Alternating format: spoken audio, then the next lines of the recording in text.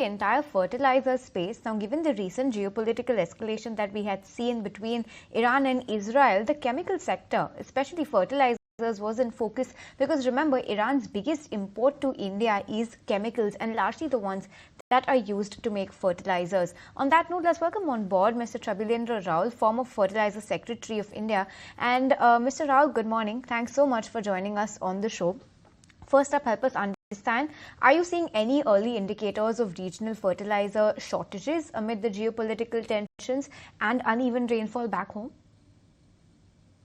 As far as my information goes from the newspapers and other sources, there is no such indication that there is a shortage or there is any problem regarding a supply of fertilizers to the various places in the country, as well as the sourcing of also supply from the rest of the world.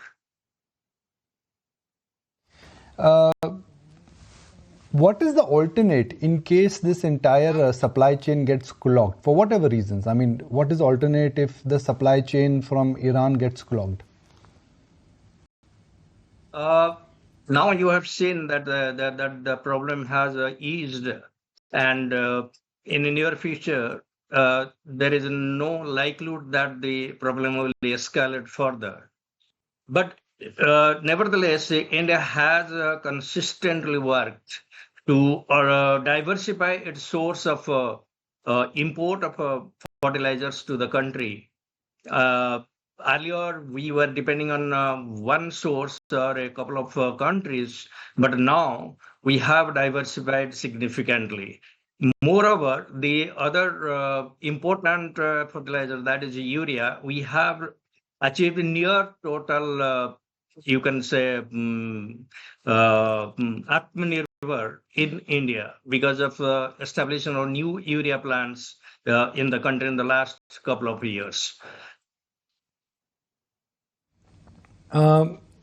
Fertilizer has two components, phosphate and non-phosphate, which is urea and non-urea. Now, India is dependent on global imports for both. So, what is the long-term solution for this?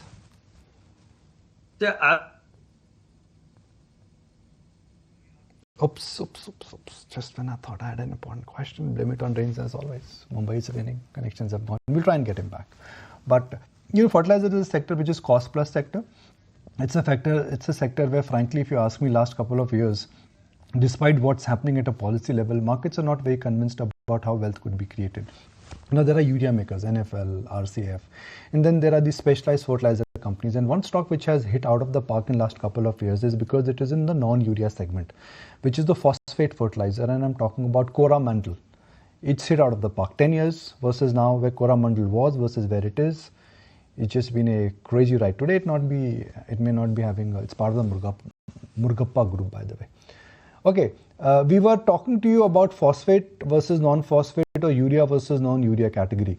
The urea category is somewhat still regulated and there are restrictions there, but the non-urea or the phosphate category is somewhere, I guess, a lot of changes have happened.